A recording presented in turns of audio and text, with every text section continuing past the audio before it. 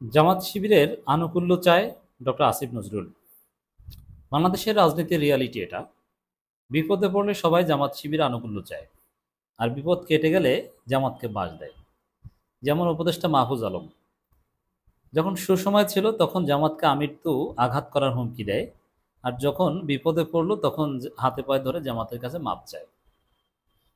এবং বাংলাদেশে বাটপারদের আরেকটা বৈশিষ্ট্য হচ্ছে আহ, দুঃসময়ে নজরুল সঙ্গীত আর সুসময়ে রঠা সঙ্গীত।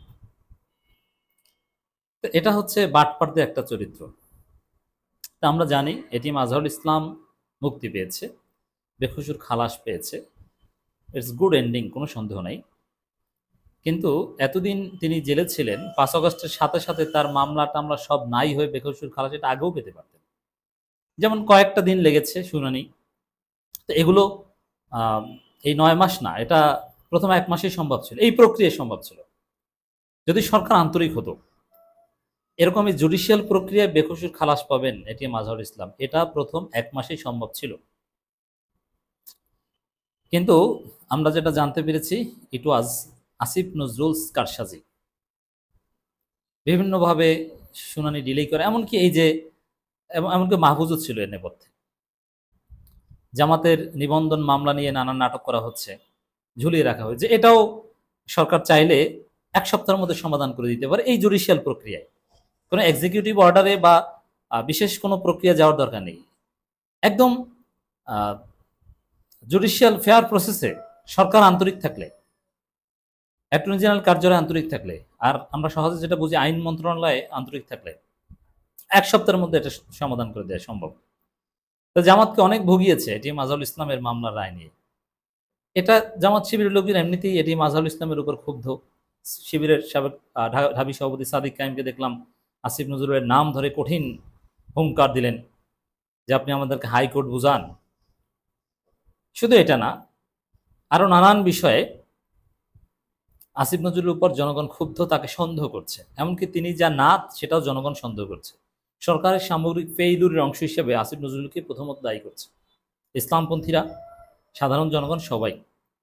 ওদিকে পিনাকি এবং ইলিয়াস তো আসিফ নজরুলকে একদম ধরেছে, আর পিনাকি যাকে ধরে সে থাকতে পারে না।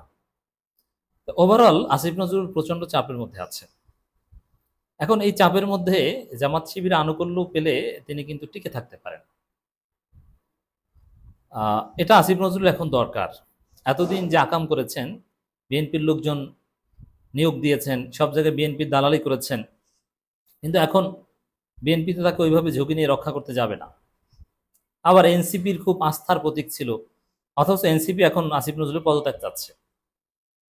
এখন বাঁচতে হলে আসিফ নজরুলকে জামাত শিবিরের আনুকূল্য দরকার। আর জামাত শিবিরের আনুকূল্য পাওয়ার অংশ হিসেবে আসিফ নজরুল ফেসবুক পোস্ট দিয়েছেন, এই ন্যায় বিচার প্রতিষ্ঠিত হওয়ায় সুযোগ সৃষ্টির কৃতিত্ব জুলাই যোদ্ধাদের। জামাত নেতা এটিএম আজহারুল ইসলামের খালাসে আইন উপদেষ্টা আসিফ নজরুলের ফেসবুক স্ট্যাটাস। আমরা এটা একটু বিশ্লেষণ করব। এই ফেসবুক স্ট্যাটাস কেন, আশা করি আপনারা বুঝতে পেরেছেন। তবে জামাতের লোকজনের একটু সমস্যা আছে। মানে কেউ যদি 2 লাইন জামাতের পক্ষে লেখে, তাহলে তাকে জামাতের অনেকে তাকে ভারপ্রাপ্ত আমিরে জামাত বানিয়ে দেয়। যেমন গোলাম মোল্লা রনি, তার আসল চরিত্র কি এখন আপনারা দেখতে পাচ্ছেন না? তিনি একজন পিওর আওয়ামী লীগ। এই যে আওয়ামী লীগের দুঃসময়, এখন আওয়ামী লীগের ভোকাল গোলাম মোল্লা রনি, তার ভিডিওগুলো দেখবেন যে আওয়ামী লীগ মহান, আওয়ামী লীগ ফিরে আসবে, ডক্টর ইউনূস শেষ, আল্লাহর ফয়সালা হয়ে গিয়েছে, ওবায়দুল কাদেরের মতো ভালো লোক আর হয় না, গোলাম মোল্লা রনি বলছে। সেই গোলাম মোল্লা রনিকে আমিরে জামাত যে মূল্যায়ন করতেন, সেই গোলাম মোল্লা রনিকে জামাতের লোকজন জামাতের এমপি বানিয়ে দিয়েছিল কার্যত। সেই গোলাম মোল্লা রনির বাসায় জামাত তসবি পাঠায়, জায়নামাজ পাঠায়, আম পাঠায় বস্তায় বস্তায়, বিভিন্ন ঈদ গিফট পাঠায়। মানে জামাতের লোকজন 2 অক্ষর জামাতের পক্ষে লিখলেই তাকে হিরো বানিয়ে ফেলে। এই আসিফ নজরুল ঘাতক দালাল নির্মূল কমিটির মেম্বার ছিল এবং জামাত নেতাদের প্রতীকী ফাঁসি দিয়েছিল। এই আসিফ নজরুল জামাতকে চাপাতি মার্কা দিয়েছিল। মানে জামাতের চরিত্র হচ্ছে কোবাকবি। সে আসিফ নজরুল এখন সুন্দর সুন্দর ফেসবুক পোস্ট দিচ্ছেন জামাতের পক্ষে, কারণ এই বিষয়টা আগাম এতদিন তিনি করেছেন, কিন্তু শেষ পর্যন্ত পেরে উঠতে পারেনি। জামাতের এই বিজয় থেকে অনেকে অবাক যে জামাত ধৈর্য ধরে শেষ পর্যন্ত আহ, একদম ফাইনাল দান মেরেছে। এতদিন মুক্ত করতে পারেনি, কিন্তু বেকসুর খালাস নিয়েছে, মানে তারা ইতিহাসের দায় মুক্তি নিয়েছে, কলঙ্ক মোচন হয়েছে। এবং এটার উপর ভিত্তি করে, এই ফাইন্ডিংস এর উপর ভিত্তি করে, এই রায়ের যে ভার্ডিক্ট তার ফাইন্ডিংস এর উপর ভিত্তি করে আহ, জামাতের সমস্ত নেতাদের ইতিহাস থেকে দায় মুক্তি এনে দিবে জামাত। সম্ভব হবে, সব ভুয়া ছিল।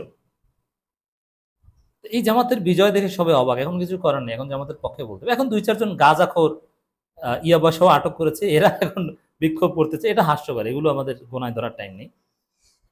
মানবতা বিরোধী অপরাধের মামলায় খালাস পেয়েছেন জামাত নেতা এটিএম আজহারুল ইসলাম।